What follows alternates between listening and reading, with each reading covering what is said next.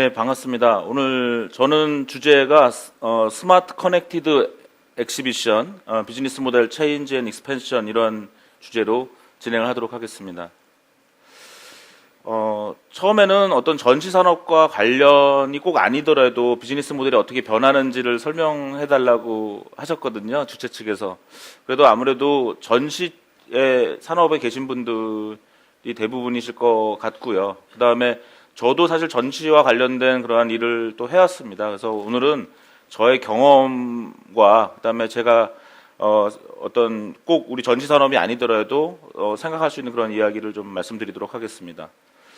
일단 오늘 제목을 제가 스마트 커넥티드 엑시비션 이렇게 한번 붙여봤는데요. 스마트 커넥티드 월드로 우리가 이제 바뀌어 나가고 있다 이렇게 설명을 하죠. 그래서 스마트라는 거 요즘 뭐 AI, 뭐 인공지능 이런 것들에 관련된 그런 스마트화가 있고요. 또 하나는 이제 연결입니다. 우리가 인터넷 20년 전, 25년 전에 인터넷으로 연결되고 모바일로 연결되고 최근에는 좀 뭐 비트코인이나 블록체인 같은 또 새로운 연결의 가능성도 모색되고 있습니다. 이러한 것을 통해서 어떤 세상이 이제 바뀌어 나가는 것인데요. 일단 매뉴팩처링 관점에서는 서비타이제이션, 서비스화가 굉장히 중요한 큰 비즈니스 모델의 변화라고 볼 수가 있겠습니다. 그래서 제조업이 이제 서비스로 가면서 엉뚱하게도 손해 보는 데가 있는데요. 어디냐면 리테일이 손해를 봅니다.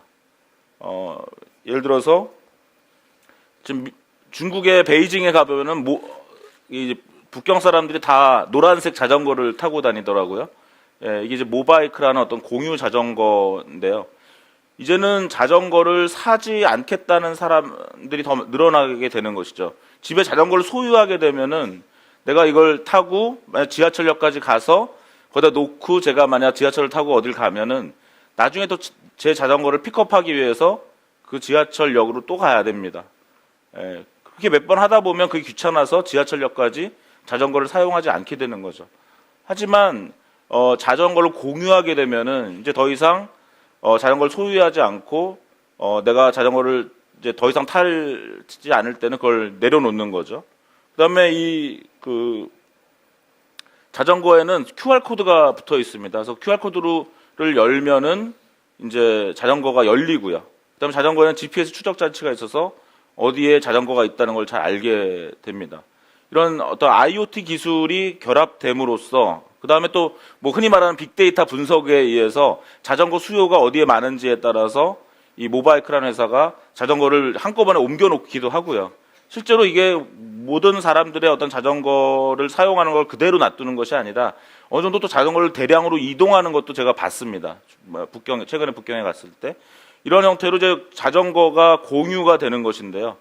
문제는 이렇게 되면은 사람들이 자전거를 사지 않게 되고, 그러니까 공교롭게도 자전거 제조업자도 약간의 피해를 볼 것 같지만 제일 큰 피해를 받는 것은 자전거를 소매업을 하던 그런 리테일이 영향을 받는다라는 것입니다. 그래서 지금 리테일은 상당히 여러 가지 가장 이제 큰 변화는 이커머스로부터 오고 있고요.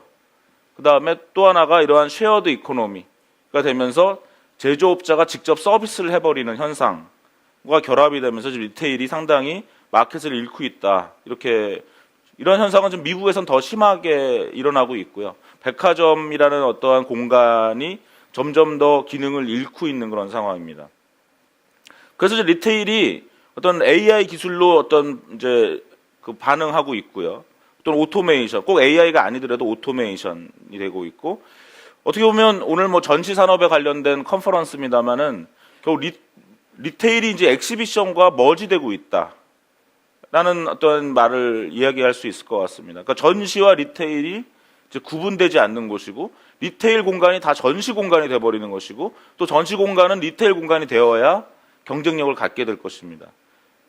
결국 그것은 이제 거래를 일으킨다라는 거죠. 우리가 그동안은 전시가 하나의 그냥 홍보만 하게 되고 마케팅하게 되고 그것이 거래로 일어나지 않아도 된다라고 만약 생각한 게 전통적인 전시 산업의 어떠한 모습이었다면, 앞으로는 전시 산업에서 적어도 그 당시에 구매가 일어나지 않더라도 어떤 데이터 교환이 일어나야 되고 액션이 발생해야 되고, 그것이 꼭 인포메이션의 익스체인지뿐만 아니라 트랜잭션, 인포메이션 트랜잭션이 일어나야 된다는 것입니다. 그래서 어떻게 보면 전시가 다른 리테일의 변화와 결합이 된다. 이런 것이 오늘 저의 이제 핵심 주제가 될 것 같습니다. 그래서 리테일이 지금 AI와 오토메이션, 그다음에 전시와 결합되고, 또 하나는 어떻습니까? 스타필드 같은 이제 코엑스에도 이제 스타필드가 있는데요. 상당히 이제 엔터테인먼트와 결합이 되죠. 예를 들면 하남에 있는 스타필드는 스포츠 컴플렉스 같은 게 있고요. 그다음에 또 막 수영장, 찜질방이 있고, 많은 사람들이 이제 거기다 논쟁을 하고 있습니다. 과연 리테일이 이렇게 엔터테인먼트와 결합하는 것이 과연 리테일이 살아나갈 방법이냐라는 걸 고민을 하고 있는 거죠. 어쨌든 오늘은 이제 리테일에 계신 분들이라기보다는 전시에 계신 분들이기 때문에 이러한 상황에서 어떻게 엑시비션 비즈니스가 어떻게 고객과 이제 잘 스마트하게 커넥트할 것인가라는 말씀을 좀 드리고 싶고요. 고객들은 어떻게 변하고 있는가라는 관점에서 또 말씀을 드리도록 하겠습니다. 4차 산업혁명이라는 거는 뭐 잘 아실 텐데요. 그래도 간단하게 리뷰를 해보면 1차 산업혁명은 250년 전에 증기기관의 발명으로 나타난 혁명이라고 볼 수가 있습니다. 그래서 증기기관을 통해서 기차가 나타났고요. 결국 철도 네트워크가 1차 산업혁명의 핵심입니다. 네트워크 관점을 한번 말씀을 드려보겠습니다. 그 다음에 2차 산업혁명은 전기 네트워크입니다. 발전소에서 전기를 대량 생산하고 그것이 공장으로 가서 공장에서 이제 대량 생산이 일어나죠. 대량 제조가 일어나고요. 가정은 어떻습니까? 가정에도 전기가 통하기 때문에 전기를 통해서 텔레비전, 라디오 같은 매스 미디어, 그래서 매스 프로덕션, 매스 미디어로 특징되는, 그 다음에 구매는 오프라인에서 일어납니다. 이것이 2차 산업혁명의 특징입니다. 3차 산업혁명은 이제 정보, 컴퓨터, 인터넷, 네트워크에 의한 혁명이죠. 그럼 4차 산업혁명은 뭐냐? 어느 한 사람도 명확하게 이야기할 수는 없을 거라고 저는 생각을 합니다. 미국 정부를 보시면 IoT로 보고 있습니다. 미국 정부의 설명은 지금 1차 산업혁명이 스팀 엔진, 증기기관 보고 있고요. 2차가 매스 프로덕션, 3차가 인터넷, 4차가 인터넷 오브 띵스로 보고 있다. 이렇게 미국 정부의 입장을 그냥 참고하시면 되겠고요. 결국 1차, 2차, 3차, 4차를 다시 한번 설명드리면 네트워크적으로는 철도 네트워크, 전기 네트워크, 정보 네트워크, 그 다음에 4차 산업혁명은 어떠한 IoT, 사물 인터넷 네트워크. 근데 그것을 만약 우리가 좀 더 풀어 쓴다면 스마트 커넥티드 월드가 된다. 이렇게 정리할 수가 있겠고요. 그래서 오늘 제가 저의 강연 제목을 스마트 커넥티드 엑시비션. 과연 엑시비션이라는 비즈니스 모델이 어떻게 바뀔 것이냐? 어떤 스마트 커넥티드 엑시비션으로 바뀌어야 된다. 이런 말씀을 드리고 싶습니다. 전반적인 어떤 체인지, 어떤 비즈니스 모델 체인지라는 느낌을 좀 정리하기 위해서 O2O와 O4O를 설명드릴 거고요. 그 다음에 기술적 관점에서는 IoT와 AI, 빅데이터가 어떻게 녹아 들어가는지를 아마 전반적으로 설명을 드리게 될 것 같습니다. 또 하나는 우리가 마케팅에서 4P라고 하잖아요. 그 4P가 Product, Price, Place, Promotion인데요. 프로덕트를 오늘 논하는 자리는 아닌 것 같습니다. 제조업에 계신 분들이라면 제가 오늘 스마트 커넥티드 프로덕트 현상에 대해서 말씀을 드리겠지만 그것은 제조 쪽이라서 오늘 이야기하지 않고요.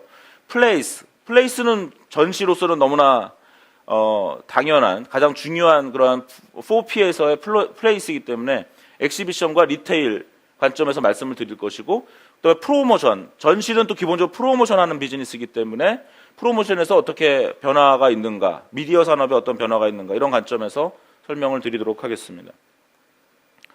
첫 번째 O2O인데요. O2O란 말은 이제 온라인 투 오프라인입니다. 제가 한번 적어봤는데 그 제너레이션 T를 만족하는 거예요. 제너레이션 T라는 거는 태어났을 때부터 스마트폰을 사용하는 세대입니다. 그래서 스마트폰이 너무나 자연스럽고 오히려 텔레폰 포비아, 전화는 싫어해요. 전화를 걸고 이런 거, 스마트폰을 더 이상 전화로 보지 않고 그걸 컴퓨터로도 보지 않고 그냥 하나의 나의 어떤 당연히 있어야 되는 그런 도구로 보는 자연스러운 제너레이션 T 세대인데요. 이러한 T 세대는 새로운 어떤 인터랙션을 원합니다. 그래서 이런 것들이 여러 뭐 교통, 제품 배달, 서비스 배달, 호텔, 병원, 뭐 학습, 교육 또는 이런 모델에 이제 사용되는 사례를 좀 말씀드릴 건데요. 3대 메커니즘이 돌아갑니다. O2O라는 것은. 첫 번째는 바이어를 위해서 서비스 디스커버리 하는 거죠. 카카오 택시 예를 들면 될 것 같습니다.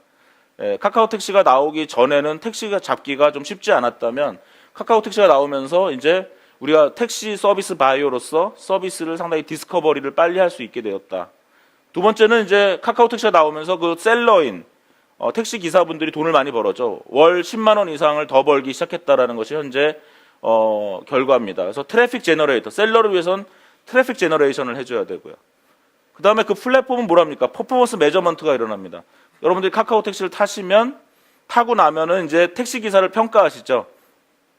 별점을 5점에서 1점까지 줄 수가 있고요. 1점을 주면은 블락킹을 할 수가 있습니다. 그렇죠? 그 다음에 택시 기사가 4.2점이 안 되면 택시 손님을 연결해주지 않겠다고 카카오가 이야기한 상태입니다. 그래서 카카오 택시로 여러분들 택시를 타시면 기사분들이 훨씬 더 친절할 수밖에 없는 거죠. 평점을 별점 4점에서 5점 사이를 받아야 되는 것입니다. 근데 여기서 카카오 택시 잘 안 잡히는 분 있지 않으세요? 왜냐하면 우리가 택시 타고 내리면 택시 기사도 우리를 평가합니다. 그래서 별점 1점에서 5점을 줄 수 있고요. 그래서 진상 고객들은 더 이상 택시 기사들이 받지 않겠다고 별점 1점을 줘서 블락킹을 할 수가 있습니다. 그러니까 상호 평가가 가능한 거죠. 그냥 길에서 택시를 잡는 것보다는 어떤 O2O 서비스 통해서 택시를 잡는 것이 훨씬 더 안전하고 좋은 서비스를 받을 수 있는 방법이 되는 거죠. 그것을 플랫폼이 해주니까요. 그럼 전시산업도 어떻게 O2O 비즈니스의 메커니즘을 좀 가져갈 것인가 한번 잘 생각해 보시면 좋을 것 같습니다. 왜 전시를 해야 되고, 왜 나와 전시를 해야 되고, 왜 어떠한 전시 서비스를 통해서 바이어는 서비스를 디스커버리하고 셀러는 트래픽을 제너레이션하고 그 다음에 둘은 더 안정적인 서비스를 받아 나갈 수 있게 할 것인가. 이게 우리가 O2O 서비스로부터 배워야 될 그러한 전시산업의 시사점이라고 생각을 합니다. O2O 사례들인데 올해 경희대학교 학생들한테 괜찮은 O2O 뭐가 있어? 이렇게 했더니 조사한 사례입니다. 왓슈라는 회사가 있고요. 제가 오늘 이제 외국인 분들도 있기 때문에 제가 영어로는 스피치를 안 하지만 슬라이드는 영어로 되도록 좀 갖고 왔습니다. 그래서 왓슈라는 회사가 있고요. 이거 맨솔이라는 회사가 있습니다. 둘 다 맞춤 수제화를 하는 그러한 회사고요. 맨솔 같은 경우는 엘칸토 3세가 하는 회사라고 합니다. 할아버지, 아버지는 2차 산업혁명 시대에 구두를 대량 생산해서 돈을 벌었다면 손자는 이제 O2O로 맞춤 수제화를 한다는 거죠. 그래서 여기 연락을 하면 여러분들 계신 곳에 이 직원이 가서 여러분들의 발을 재줍니다. 그래서 맞춤 수제화를 한 15만 원에서 25만 원짜리 구두를 만들어주는 건데요. 제가 알고 있는 어떠한 벤처는 아예 이제 그 사람이 찾아오지 않아도 셀프 서비스로 자기의 발을 찍으면 맞춤 수제화가 되게 하는 그러한 또 사업을 추진 중인 분들도 있습니다. 결국 앞으로는 이러한 신발을 맞추는 행위가 과연 어떻게 변할 것인가. 우리가 굳이 신발을 맞추러 어떤 구두방까지 가지 않아도 되는 그런 시대가 이제 오고 있는 것입니다. 그래서 아직도 직접 구두방에 가지고 제가 여기에 이 회사들의 슬로건들을 다 이제 맞춰놨는데요. 찾아가는 맞춤수. 오투잡은 투잡하는 곳이고 와이퍼나 조이앤워시는 세차입니다. 우리가 내 차를 세차하기 위해서 세차장까지 가는 시대가 이제 아니다라는 거죠. 그냥 내가 있는 곳으로 와달라. 그러면 여러분들 차 키만 주면 거기서 알아서 차를 가지고 가서 세차장에 가지고 가서 이제 세차를 해서 다시 갖다 줍니다. 왜 이런 것들이 가능한가? 평일에는 세차장들이 많은 분들은 평일에 일을 해야 되기 때문에 세차장에 자기 차를 갖다 줄 수 있는 시간이 안 되고요. 그다음에 평일에 세차장들은 손님을 얻을 방법이 없는 것입니다. 결국 이 두 가지를 이 O2O 회사들이 엮어주고 있는 것이죠. 띵동이라는 회사는 라이프 딜리버리라는 슬로건으로 굉장히 잔심부름, 많은 여성들한테 사랑을 받고 있는 서비스고요. 애니맨도 비슷한 회사입니다. 미소는 가사 도우미고요. 탈링과 숨고, 영어로 써서 되게 한국 분들한테 이상하게 보이겠지만 오히려 탈잉은 뭐냐면 잉여 탈출의 약자고요. 숨고는 숨은 고수의 약자입니다. 그래서 요즘은 이제 젊은 세대들은 뭔가를 배우기 위해서 고정적인 학원에 가는 것보다는 이런 O2O 서비스를 이용한다는 거죠. 내가 중국어를 배우고 싶다 할 때 중국어 학원을 가는 것보다는 내 주변에 이걸 잘 아는 사람을 찾아내고 그 사람한테 내가 중국어 수업을 배우면서 돈을 좀 주기가 내가 돈이 많지 않다 할 때는 오히려 서로 서비스를 교환한다는 거죠. 나는 너한테 다른 것을 가르쳐 줄 수 있어. 그래서 서로 물물 교환으로서의 어떤 학습, 그래서 내 상황을 잘 이해하는 튜터를 찾아내는 것이고요. 홈 콘서트는 많은 음악가들이 있는데 음악가들에게 공연의 기회를 드리고 수익을 드릴 수 있죠. 또 많은 사람들은 자기 친구 중에 프로페셔널한 음악가를 가지고 있는 사람들이 이렇게 많지는 않습니다. 그럼 내 이벤트에 음악가가 왔으면 좋겠다는 그런 고객이 있고, 또 음악가들은 또 수익을 창출하고 싶고 많은 공연을 하고 싶은 그러한 것이 있죠. 이 두 바이어와 셀러를 엮어주는 것이 홈 콘서트입니다. 쿠카나 매직 테이블은 서브스크립션 모델인데요. 쿠카는 꽃을 계속 배달해주는 서비스입니다. 만약 여기에 내가 가입을 하면 우리 매장, 우리 집, 우리 공간에 늘 꽃이, 신선한 꽃이 있는 것이죠. 매직 테이블이라는 회사는 더 재밌습니다. 이거 제 제자가 만든 한 10년 된 회사인데요. 대박 났다고 합니다. 뭐냐면은 음식을 사 먹기도 힘들고 해 먹기도 힘들고 배달하기도 귀찮은 사람들은 이 매직 테이블에 가입을 하시면 일주일에 음식 박스가 한 박스 또는 두 박스가 옵니다. 가족이 있는 분들은 두 박스 정도 받으시면 되고, 혼자 사는 사람들은 한 박스 반조리 된 음식을 받으면 이걸 그냥 대충 데워 먹으면 식사가 해결된다는 것이죠. 그럼 이 회사 입장에서는 재고가 없습니다. 그렇죠?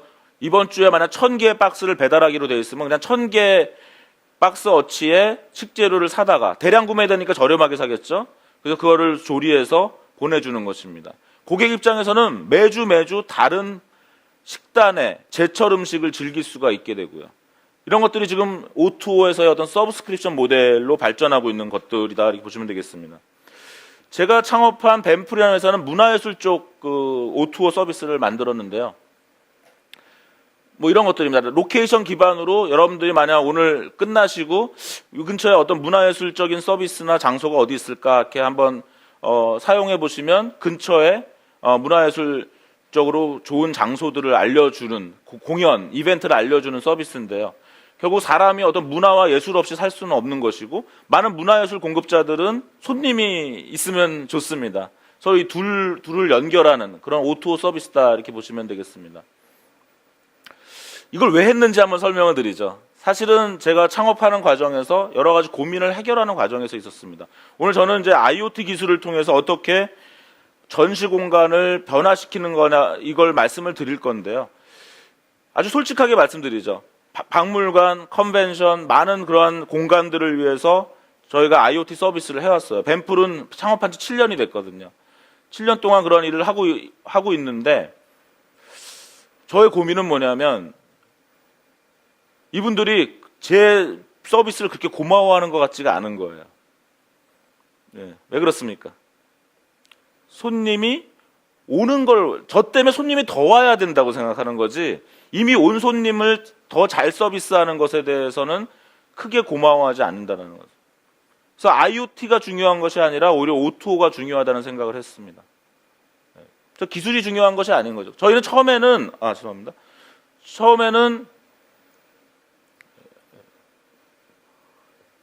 처음에는 어떤 오프라인 공간에 IoT를 제공해서 관람객들, 이미 방문하고 있는 방문객들을 위한 서비스를 제공하는 비즈니스로 시작했는데요. 아까 말씀드린 것처럼 그것은 그 이그지비터들이 그렇게 고마워는 하지만 아주 고마워하지 않다. 결국 이그지비터들의 고민은 뭐냐면 더 많은 손님을 좀 보내달라는 거죠. 그게 가장 큰 고민입니다. 모든 비즈니스의 고민이죠. 더 많은 손님들의 방문, 더 많은 매출, 트랜잭션이 일어나야 된다는 것입니다. 그래서 저희가 이런 뱀플 G라는 그러한 어떠한 세렌디피티적인 성격을 갖는 아트 앤 컬처 큐레이터. 왜? 우리의 고객은 원래 박물관이나 미술관 같은 문화 예술 장소인데, 그 장소에 그 비즈니스 고객들이 원하는 것은 더 많은 손님을 원한다는 것이죠. 그래서 내년에는 저희가 또 다른 비즈니스 모델을 선보이려고 합니다. 또 계속 변화를 꾀할 수밖에 없는데요. 저희가 내년에 지금 생각하고 있는 것은 아주 고급한 문화예술 컨텐츠를 그대로 유료로 제공하는 그런 비즈니스를 시작하려고 하고 있고요.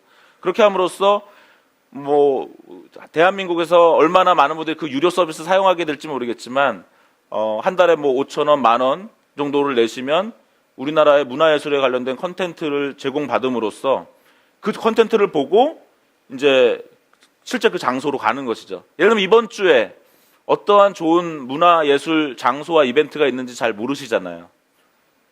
몰라서 못 갑니다. 물론 한국인들이 너무 바빠서 못 가기도 하지만 몰라서 못 가는 것도 많거든요. 그럼 저희가 이제 그러한 서비스를 함으로써 실제 문화예술로서 비즈니스하는 많은 분들에게 트래픽 제너레이터가 되고자 하는 그러한 모델을 만들어내고 있습니다. 또 하나는 이제 O4O인데요. 지금까지는 O2O를 설명드렸고요. O4O는 이거 다 제가 만든 말이 아닙니다. 사실은 다 미국에서 나온 말들이고요. 처음에는 온라인 투 오프라인, 온라인에 있는 고객들을 오프라인 보내자라는 것이고요. O4O는 좀 고약한 겁니다. 온라인 포 오프라인인데요. 3차 산업혁명이라는 건 온라인 회사들이 득세하는 거 아닙니까? 창업한 지 20년도 안 된 구글이 지금 600조가 넘었습니다. 그죠? 텐센트 98년, 99년에 창업했습니다. 알리바바 마찬가지죠. 창업한 지 20년도 안 된 회사들이 지금 전 세계에서 500조가 넘는 회사로 성장했거든요. 그것이 이제 3차 산업혁명의 특징이죠. 근데 이 회사들이 지금 자기네들을 위해서라도 어디로 가고 있냐? 오프라인으로 가고 있는 것입니다. 그래서 어떻게 보면 전시 산업이라는 것은 이 3차 산업혁명 회사들과 또 싸워야 될 수도 있어요. 왜? 오프라인으로 진출하고 있거든요. 그래서 이 온라인 비즈니스 모델, 3차 산업혁명 시대의 온라인 비즈니스 모델들이 오프라인으로 침투하는 현상을 미국에서는 O4O라고 얘기합니다. 아마존 고가 마찬가지죠. 아마존은 95년에 창업했습니다. 온라인 커머스 회사죠. 하지만 아마존 고는 오프라인 상점을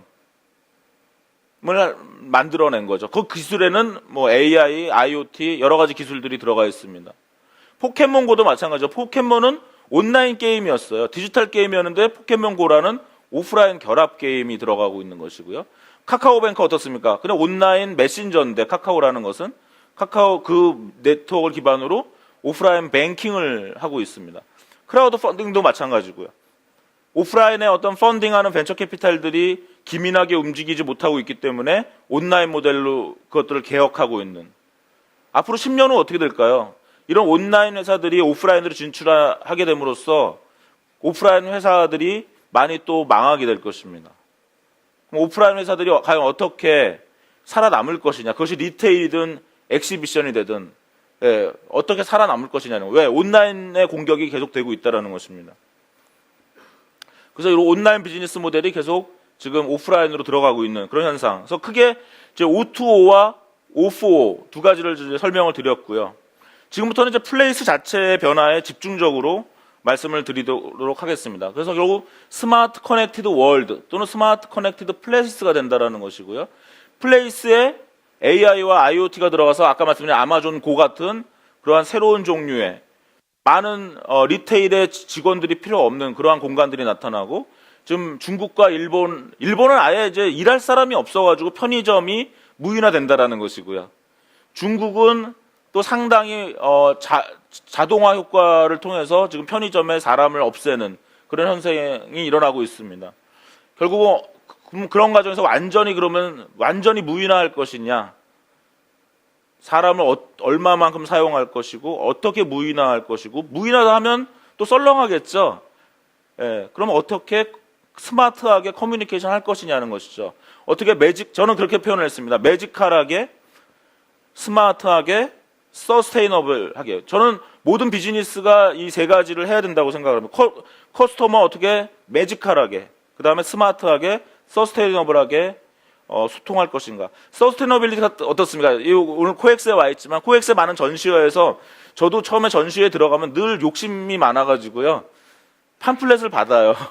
열심히 받습니다. 가방에 다 넣고. 근데 하지만 한 바퀴 다 돌고 나면 이제 지치고요. 그냥 쓰레기통에 넣고 나오는 경우가 더 많은 것 같아요. 근데 그래도 내가 오늘 차도 갖고 왔고 괜찮아. 이제 집에 가져가자 하고 제가 그 엄청난 팜플렛을 들고 차에 싣고 한 달 이상 또 트렁크에 넣어놓죠. 아유, 저거 전시회 갔던 거죠. 팜플렛이네. 어느 날 꺼내가지고 또 집에 갖다 놓습니다. 또 몇 달 그 팜플렛이 있다가요. 나중에 집안 청소 어쨌든 할 때 다 버립니다. 아유, 그때 버릴 걸. 그 전시회에 갔던 그 정말 좋은 종이질의 팜플렛들이 그냥 사실 기능하지 못하고 바로 전시장 바깥에 있는 쓰레기통에 넣어지거나 아니면 제 트렁크에 오랫동안 머물거나 저희 집에 오랫동안 머물다가 그냥 없어집니다. 결국 서스테이너블하지 않은 거죠. 제가 어떤 부스를 방문했었는지 기억도 나지 않고요. 그런 형태가 되면은 저도 많은 컨퍼런스를 제가 주최를 했습니다. 올해도 했고 작년에도 했고, 국제 컨퍼런스를 계속 제출하면 정말 저도 어렵죠. 얼마나 파티스펀트와 비즈니스한테 도움이 되는 컨퍼런스를 저도 만들고 싶죠. 예. 하지만 또 어텐디들은 돈을 좀 안 내려고 되게 애를 쓰고요. 예, 어떻게 돈을 많이 내면서 비즈니스 방문객도 많으면서 또 방문객들이 다음에 또 와야 되겠다. 이경종 교수가 주최하는 컨퍼런스를 올만해 라는 콘텐츠가 또 있어야 되고요. 예, 사실 저도 전시 산업을 하는 사람은 아니지만 전시를 많이 개최하는 사람으로서 고민을 참 많이 하고 살고 있습니다. 근데 이제 그런 것들이 어떻게 이제 서스테이너블한 그러한 매직하면서 스마트하면서 서스테이너블한 그러한 것들을 할 것이냐라는 고민을 같이 하고 있고요.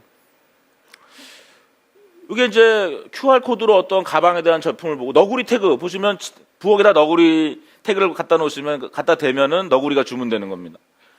이제 아마존의 대시 버튼은 질레트 버튼, 뭐 하기스 버튼 이런 게 있는데 질레트 버튼을 화장실에 붙여 놓으시면 이제 면도날이 다 떨어졌다 하면 버튼을 누르면 이제 면도날이 배송되는데요. 저 버튼이 하나에 $5인데 처음 누를 때 $5를 깎아줍니다. 그래서 무료로 이제 그걸 사용하는 건데요. 일종의 어떻습니까? 전시 산업이 가정으로도 막 침투하는 거죠. 예, 이제 광고판이 그냥 가정으로 막 붙어 들어가는 겁니다. 그럼 하기스, 아기 방에는 하기스가 있는 거고요. 세탁기에는 타이드 버튼이 붙어 있는 겁니다. 예. 저게 이제 아마존이 얘기하는 대시 버튼에 의한 커머스죠. 물론 단점은 있습니다. 친구가 놀러 와서 화장실 쓰다가 질레트 버튼 보고 이거 뭐지 하고 누르면 주문이 되죠. 예, 물론 취소는 할 수 있습니다. 예.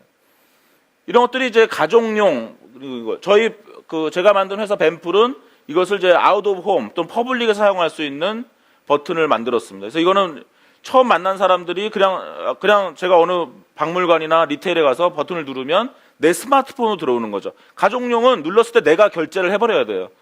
그러니까 한 번에 어떤 여러 명의 고객과 이제 대응하는 것이 아니고요.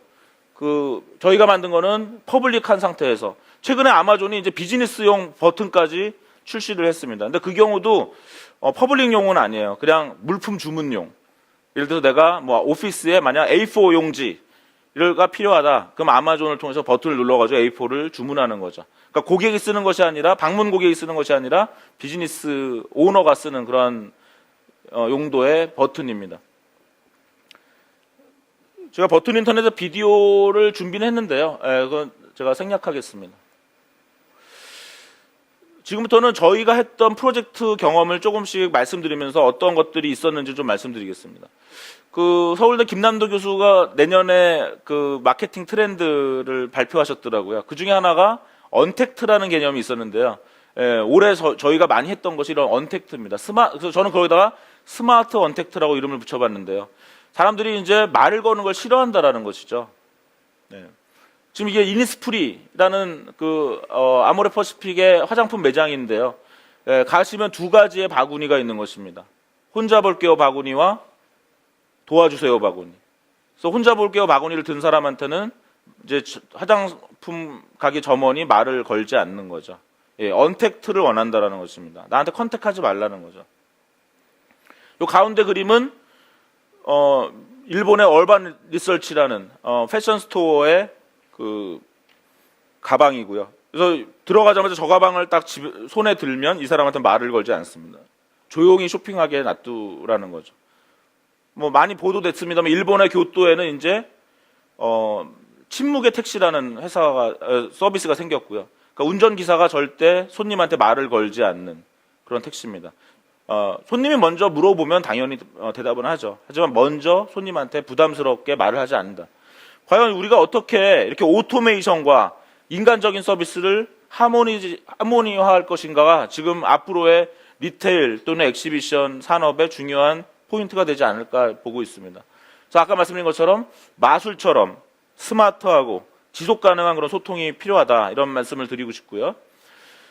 리모컨 한번 보시죠. 지금 봐도 이 리모컨 사진들이 굉장히 좀 보기가 흉합니다. 이제는 젊은 사람들은 저 리모컨을 만지기 싫어서라도 TV 앞에 앉지 않습니다. 방송을 보지 않는다는 뜻이 아니라 큰 텔레비전 앞에 앉지 않아요. 왜냐? 저 버튼 많은 리모컨 누가 봐도 스튜핏하게 생겼죠. 아마존의 파이어 TV 리모컨 한번 보신 적 있으신가요? 아마존의 파이어 TV 리모컨은 버튼이 한 개인가 두 개도 없어. 한 개, 많아야 한 개입니다. 최근에 나온 아이폰 어떻습니까? 아예 이제 물리적 버튼을 없애버렸죠. 점점 그렇게 혁신하고 있는데 아직도 리모컨 회사들은 이렇게 하고 있다는 거죠. 여러분들의 비즈니스 장소가 혹시 저렇게 옛날 리모컨처럼 되고 있는지는 않은지를 늘 판단하셔야 됩니다. 왜? 젊은이들은 그냥 보고 떠나요. 말하지 않고 떠나죠. 오지 않습니다. 그래서 이러한 포노사피엔, 죽으나 사나 일단 젊은 세대들 스마트폰을 처음부터 갖고 태어난 친구들한테 잘해야 됩니다. 왜? 걔네들이 계속 크고 있는 거고요. 그 친구들한테 맞춰서 모든 마케팅의 노력을 만들어줘야 된다고 저는 생각을 하고 있습니다. 삼성 디지털 플라자에서 저희 버튼을 적용을 했었습니다. 세 군데에서 사용을 했는데요. 세 군데 상점에서 노트북 옆에 이런 버튼이 붙기도 하고 냉장고, 에어컨 옆에 붙었습니다. 아직은 초기 단계에서 실험을 한 건데요. 삼성 디지털 플라자 가보시면 어떻습니까? 처음에 딱 갔을 때 그 직원들이 서로 놀래죠. 직원은 이 고객을 응대를 해야 되는지, 또 나는 그냥 좀 부담 없이 보고 싶은데 어떠세요? 삼성 디지털 플라자 상점에 가시면 편하게 보고 싶으세요? 아니면 직원들이 많이 말을 걸길 바라세요? 처음부터 말 걸기 바라는 분은 거의 없을 겁니다. 요즘 젊은 친구들이 신발 가게 갔다가 이렇게 금방 나오더라고요. 그래서 왜 이렇게 금방 나와? 그랬더니 누나가 말을 걸었어. 이렇게 얘기하더라고요. 부담스럽다는 겁니다. 조용히 보고 싶고, 그 다음에 이제는요, 제품을 너무 잘 알아요. 사실은. 거의 다 알고 갑니다. 단지 내 눈으로 직접 보기 위해서, 만지기 위해서 가는 거지, 어떤 설명을 불필요하게, 근데 물론 사람마다 굉장히 다릅니다. 나는 이런 가전제품 가면은 좀 대접받고 싶어 하는 게 말씀하시는 분도 있더라고요. 고객은 다양합니다만은, 우리가 최대치의 고객을 어떻게 할 것이냐. 어차피 사람이 있었으면 사람은 그런 서비스를 해주면 되고, 그걸 원하지 않는 사람을 위해서 어떻게 스마트하게 할 것이냐라는 거죠. LG U 플러스 유통 매장에도 적용을 했고요. 삼성의 경우는 한 7개 제품에만 붙으니까 사람들이 저 버튼의 존재를 잘 몰랐어요. 근데 LG U 플러스 같은 경우는 거의 모든, 그래서 저희가 아예 조건을 걸었습니다. 거의 모든 제품에 버튼을 붙여야지만 효과가 있습니다. 라는 입장으로 해서 진행을 했던 사례고요. 훨씬 더 이제 셀리언트하다라고 하죠. 눈에 띄니까 사람들이 궁금해하고, 눌렀을 때 뭔가 불이 번쩍번쩍 하는데 자기한테 아무런 일이 일어나지 않으면 뭔가 자기가 손해보는 느낌이 들기 때문에 사람들이 그것을 사용하게 됩니다. 이것이 어떤 리테일 애즈 언 엑시비션이라고 제가 표현을 했고요. 그 다음에 그것이 O2O 마케팅이 됩니다. 저는 많은 이런 오프라인 매장들이, 많은 분들이 착각을 해요. 자기의 매장에 오기 위한 것이 모든 목적이라고 생각을 하죠. 하지만 그렇지 않죠. 여러분들 어디 가실 때 어떤 한 곳만을 위해서 가나요? 그렇지 않습니다. 코엑스 오늘 오셨으면 다 계획이 있으세요. 점심 때는 뭘 먹어야 되고, 커피는 어디 가야지, 저녁엔 어디 가야지, 다 다목적을 가지고 어떠한 장소를 방문합니다. 근데 많은 분들은 자기 장소만 생각하고, 자기 부스만 생각하고, 자기 컨벤션만 생각해요. 사실은 어떻게 이 사람들에게 더 다른 다목적을 충족시켜 줄 거냐라는 것도 사실은 이 오프라인 비즈니스 하는 분들의 것이라고 의무라고 생각합니다. 물론 잘 통하지는 않아요. 자기만의 어떠한 것을 늘 가지려고 하는 부분이 있습니다. 하지만 저는 이러한 것들을 통해서 고객과 스마트하게 소통하면서 그 주변의 상권들과도 같이 엮어줘야 된다고 생각을 해요. 예를 들면 삼성이나 LG, 아까 현대카드, 이런 큰 대기업들은 일종의 오프라인에서 거점으로서 형 노릇을 해주셔야 되는 거죠. 그렇게 되면 주변 상권들이 좋아집니다. 같이 연결이 돼야 되는 거죠. 그런 면에서 O2O 마케팅이라고 썼고요. 또 하나는 이제 커스터머 리텐션입니다. 결국 삼성 디지털 플라자나 LG U 플러스 매장 같은 경우에 고객이 잠깐 보고 갔는데 인게이지먼트가 일어나야죠. 인게이지먼트가 일어나야 이 고객이 떠났어도 계속 이 고객과 컨택이 남게 됩니다. 네슬레와는 올해 초 였는데요. 예, 베이비 페어 코엑스에서 했을 때 네슬레에서 저희랑 같이 하자고 연락이 왔습니다. 그래서 왜 저희를 택하셨습니까라고 질문했을 때 네슬레가 그러더라고요. 이 거버 이유식의 그 고객들은 다 젊은 엄마들인데 엄마들이 사회 진출을 되게 하고 싶은 시기에 아이가 생겨서 행복하긴 하지만 한편으로 또 우울하다. 그래서 엄마들이 스마트폰에 많이 집착할 수밖에 없다. 사회와 소통하기 위해서. 그래서 네슬레도 결국은 이 베이비페어에 오는 엄마들에게 스마트폰으로 소통하는 그런 거를 하고 싶다. 이렇게 얘기를 하시더라고요. 그래서 엄청나게 많은 고객들이 오는데 여기는 도우미들이 다 서비스를 해주기가 어렵습니다. 예. 아기가 몇 살이에요? 뭐 이거 다 물어보면서 다 하기가 어렵거든요. 그래서 그걸 물어보는 그 구조를 저희 버튼을 누르면 그걸 서비스를 받게 저희가 했던 것이고요.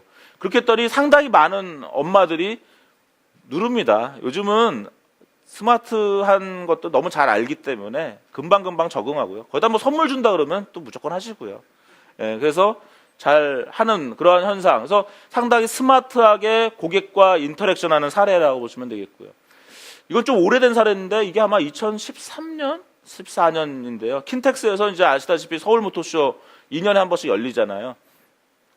거의 100만 명이 이제 왔다가 가는 그런 큰 컨벤션이죠. 예, 현대자동차의 고민은 자기네 부스에 최소 10만 명 이상이 온다는 겁니다. 근데 문제는 선물은 5천 개 정도밖에 준비가 안 돼 있어요. 그러면 그동안의 컨벤션들은 다 시간을 정하죠. 1시, 1시 30분, 2시, 2시 반 이렇게 오셔가지고 줄 서 있고 사람들과 막 앉아서 기다리고 있고 어줍지 않은 퀴즈 막 내면서 맞추면 상 드리고 뭐 이렇게 하는데요. 그렇게 만족도가 좋지는 않고 스마트하지 않죠. 부스가 오히려 그러한 손님들 때문에 더 복잡하고 대기자가 일어나는 거고요. 그래서 당시에 현대자동차에서는 9개의 부스가 있었는데 9개 부스에 이 NFC 태그를 붙여놓고 이거를 터치하는 고객들한테 2가지의 미션을 줬습니다. 댓글을 좀 남겨주세요. 뭐 이런 것들이요. 그다음에 쉐어 공유해 주세요. 모토쇼 온 게 그렇게 나쁜 건 아니잖아요. 사람들이 떳떳합니다. 컨벤션에 온 거 나쁜 거 아니잖아요. 예, 컨벤션과 전시는 사람들한테 나 여기 왔어 라는 거는 전혀 다른 사람한테 숨기고 싶은 일이 아닙니다. 대부분. 그럼 훨씬 더 공유하고 싶게 해주면 되는 거고요. 이렇게 어떠한 공유를 해주거나 반응을 할 때마다 복권 일종의 슬롯 머신이 돌아가게 했어요. 재밌는 건 18번 다 합니다.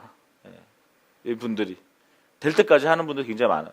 18번 하고도 안 된 분도 있긴 합니다. 예, 좀 안 됐지만 뭐 부스에서 막 달라고 오랫동안 서 계시고 하긴 하지만 예, 하지만 상당히 많은 그래서 현대자동차 입장에서는 이 많은 고객들을 응대하는 하나의 스마트한 방법으로 사용했다 이렇게 보시면 되겠고요. 이거는 이제 내 나라 여행 박람회죠. 이것도 아주 좋은 박람회더라고요. 저는 이거 꼭 가고 싶은 박람회. 왜냐면 여기만 가면 전국 8도를 돌아다닐 필요가 없어요. 특산품이 다 있고요. 우리나라에 이렇게 좋은 데가 있다는 걸 한 번에 그냥 코엑스 한 번 방문하면 끝이더라고요. 너무 좋은 박람회였는데 그때 저희가 모바일 스탬프를 해봤는데요. 그 전에 스탬프를 하면 거의 도우미 분들이 하루 종일 이것만 찍고 있어요. 정말 힘들죠, 사실은. 도장만 찍는데 이거를 이제 당시로서는 NFC 기술로 이제 했던 것입니다. 스태프들의 어떤 고통스러운 노동이 많이 줄고 더 좋은 서비스를 하는데 보통은 어떠냐면 그냥 아이들이나 방문객들이 얼굴도 안 봐요. 스태프 얼굴도 안 보고 그냥 종이랑 들이밉니다. 그러면 서로 얼굴도 안 보고 그냥 계속 도장만 찍어주는 거예요. 너무 힘들죠, 그거는.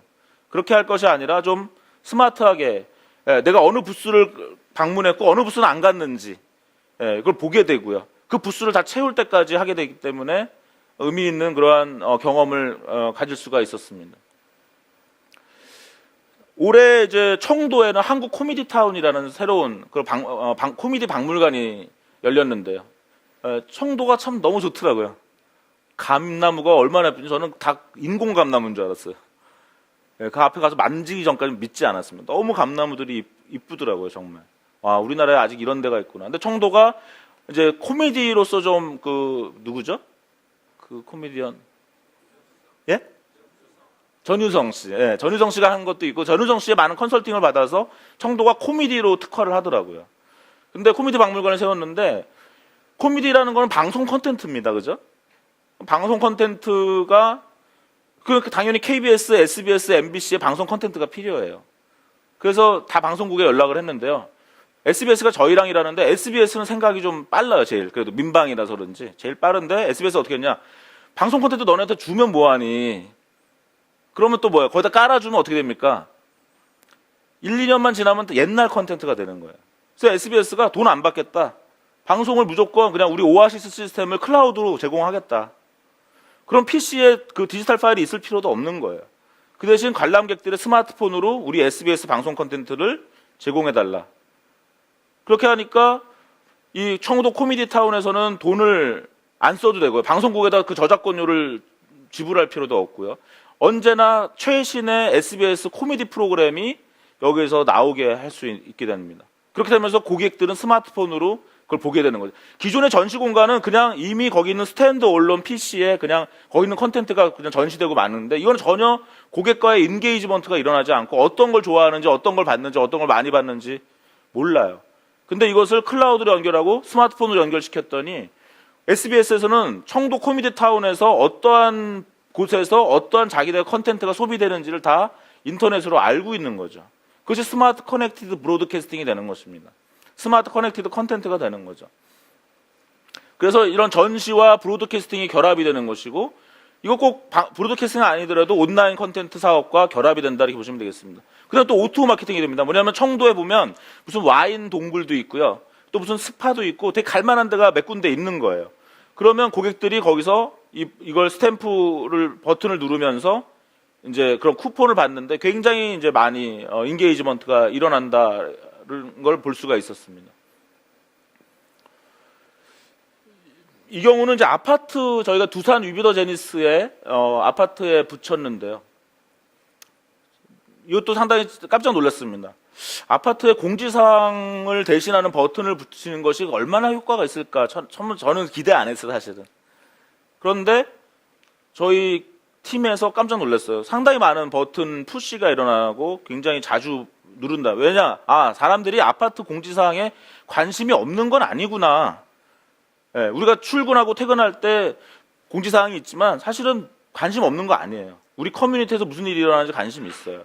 하지만 여유가 없고 그냥 안 보게 되는 거죠. 하지만 버튼이 있으니까 눌러서 자기 스마트폰에 들어오니까 그다음부터는 버튼을 꼭 안 눌러도 됩니다. 예, 이동하면서라도 생각만 나면 되고요. 이런 버튼이 있으면 또 리마인드가 되죠. 엘리베이터 탈 때 버튼 공지사항 오케이 알았어. 이렇게 되면서 이제 결국 레지던스 서비스에 엑시비션이 결합이 되고요. 그 다음에 그것은 커뮤니티 서비스가 되고, 이 두산 위비더 제니스에 사는 고객들한테 광고하고 싶은 사람한테는 타겟 광고의 기회가 됩니다. 우리가 보통 아파트에 뭐 찌라시 넣고 옛날에 종이 넣고 막 웨이람에다 막 여러 개 넣었던 그러한 시장이 이러한 형태로 디지털화되면서 바뀔 수 있는 그러한 것이 가능해지고, 그렇게 되면 관리사무소들이 또 되게 좋아하더라고요. 공지사항을 한번 붙이면 3일 정도밖에 안 가는데 그걸 다 띄우고 다 붙이고 해야 되는데 그거 굉장한 일이죠. 이런 것들을 줄여주면서 광고 수익을 또 일원화하는 그러한 어떤 효과를 얻을 수도 있겠습니다. 저희가 패션쇼에도 한번 사용을 해봤고요. 패션쇼에서 많은 관객들이 참여해서 모델들을 뽑고 오디션하는 이런 데서 이제 스마트한 인터랙션이 가능할 수 있겠습니다. 로컬 페스티벌에서도 많이 사용될 수 있고요. 페스티벌에 오면 아까 말씀드린 것처럼 다목적을 가지고 오거든요.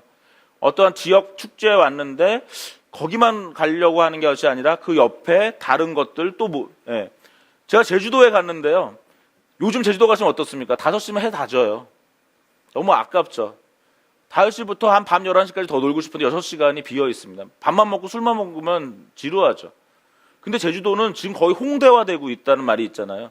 많은 예술가들이 좋은 공간들을 만들어 놨습니다. 그러면 낮에는 제주도의 네이처를 보는 거고요. 5시 이후부터는 제주도의 문화예술을 봐야 되는 거죠. 결국 그런 것들을 도와주는 그런 것들이 필요하다. 그렇게 해서 제가 제주도를 그렇게 한번 갔더니 3박 4일을 낮에는 제주도의 자연을 즐기고요. 5, 6시부터는 문화예술을 즐겼는데 고통스럽게 찾았어요. 네이버나 다음에 검색을 막 열심히 해서 겨우겨우 찾아냈는데요. 그것을 만약 잘 해줄 수 있는 서비스만 있다면 제주도에 더 많은 방문이 일어나고 제주도에 있는 문화예술인들이 더 많은 돈을 벌고 제주도의 관광사업자들과 요식업자, 숙박업자가 굉장히 많은 돈을 벌 수 있겠다라는 생각을 했습니다. 그것도 방문의 가치를 2배로 올려주는 거죠.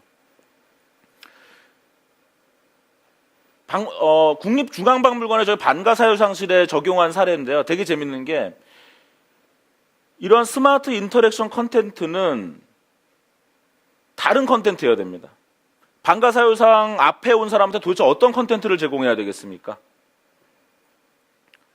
저희가 어떻게 했냐면요. 일부러 반가사유상 뒤로 돌아가 보세요 그랬어요.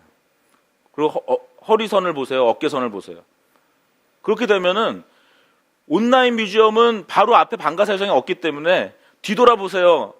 뒤돌아가 보세요. 이런 말을 할 수가 없습니다. 그럼 괜히 약 올리는 것밖에 안 되죠. 반가사유상이 내 앞에 없는데. 하지만 오프라인에 온 사람에게는 결국 다른 컨텐츠를 제공해야 된다는 것입니다. 근데 이 댓글이 저희가 이거 살취한 지 한 5년 됐거든요.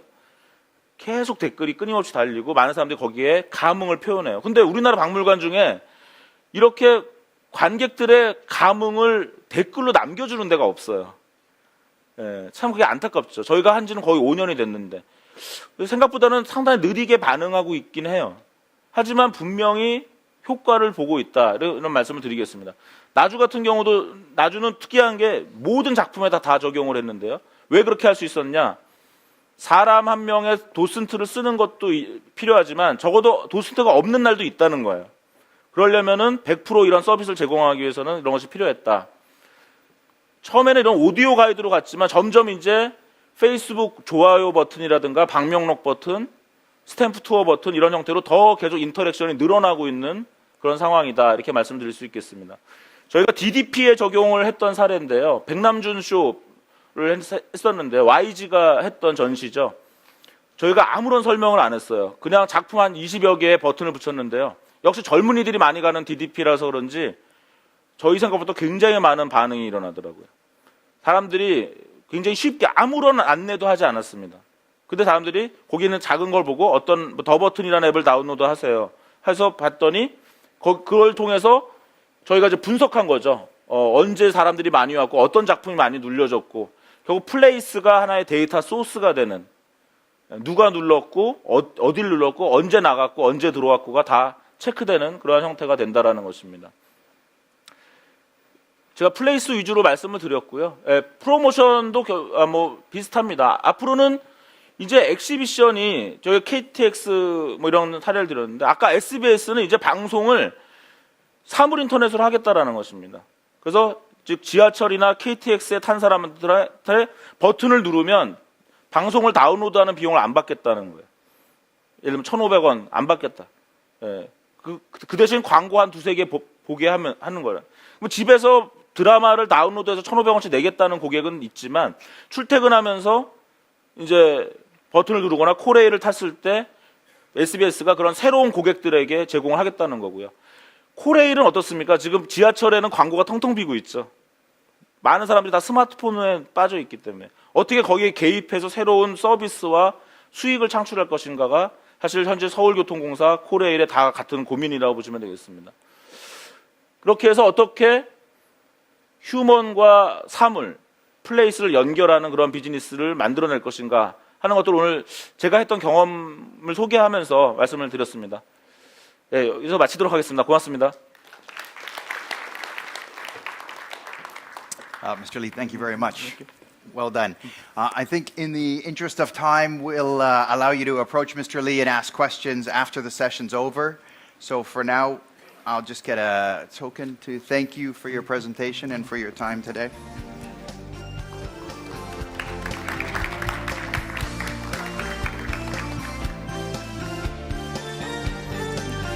Thank you very much. Okay. So that brings us to the end of the sessions today. I think we had 6 great sessions. I hope that all of you found something in each session that you can take back to your business to improve the way you do things. For me, there were a few really interesting lessons. James's comments about how to revitalize the market, the framework that he put in place was very helpful. Brian's comments about allowing in the automotive industry, which I think helped reposition CES from an electronics show to a consumer technology show. Peter's comments about looking outside your industry for inspiration to find new experiences and to incorporate them into your event. all really fascinating insights. I'd like to take a moment to thank all of the speakers for their presentations and all of the hard work they put into them. So thank you very much. Ladies and gentlemen, please give him a big hand once again. Thank you very much, Mr. Mark Crane. Thank you. Thank you very much. Finally, I'd just like to thank Chairman Lee and Akai for organizing this event and inviting us all here today. So, 감사합니다. Thank you very much. And now we have a special ceremony for you. Okay. So could you stay on the stage? Sure. And because as the moderator, Mr. Mark Crane did his best for 2 years, so before we officially close, we would like to give the plaque of appreciation. So the plaque will be presented by Mr. Hong-Gyu Lee, the chairman of the Association of Korea Exhibition Industry. Could you please come up to the stage? And ladies and gentlemen, please welcome them with a warm hand.